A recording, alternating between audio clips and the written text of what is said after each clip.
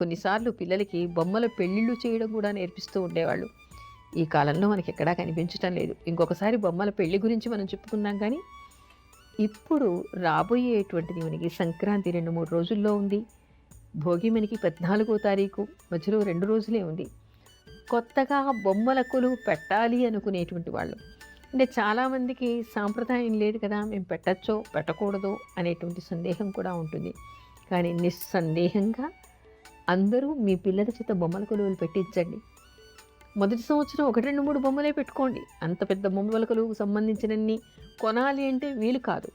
కాబట్టి మొదటి సంవత్సరం 3, 4 బొమ్మలతో పెట్టండి. ఈసారి ప్రారంభించామనుకోండి, ప్రతి సంవత్సరం మళ్ళీ అదే పండగకి బొమ్మల కొలువు పెడుతూ ఉండండి.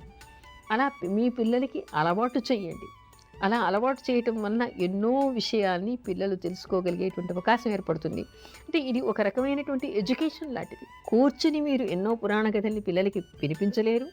ఈ రోజుల్లో అయితే ఆ పిల్లలు విననూ లేరు. వాళ్ళకంత టైం కూడా ఉండదు. ఎంతసేపు వాళ్ళు చాటింగో లేదా సిస్టమ్ దగ్గర కూర్చొని ఇంకేదైనా ఫేస్బుక్లో మాట్లాడుకోవడం లాంటివి 6వ తరగతి 4వ తరగతి పిల్లలు కూడా ఈ రోజుల్లో చేసేస్తూ ఉన్నారు.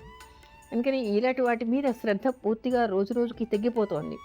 తగ్గిపోవటం వలన ప్రపంచం ఏమిటి, భక్తి ఏమిటి, మన సాంప్రదాయం ఏమిటి, మనం దేన్ని పాటించాలి అనేటువంటి విషయాలు వీళ్ళకి అవగాహన ఉండటం లేదు. తద్వారా వాడు నష్టపోతున్నది ఏమిటి, బొమ్మలకులు పెట్టేటువంటి వాళ్ళు పొందేటువంటి లాభం ఏమిటి అంటే, జీవితంలో ఏదైనా ఒక కష్టం వచ్చినప్పుడు, ఒక నష్టం వచ్చినప్పుడు ఆ సమస్యకు ఎలాంటి పరిష్కారం ఎక్కడ మనం విన్నాము,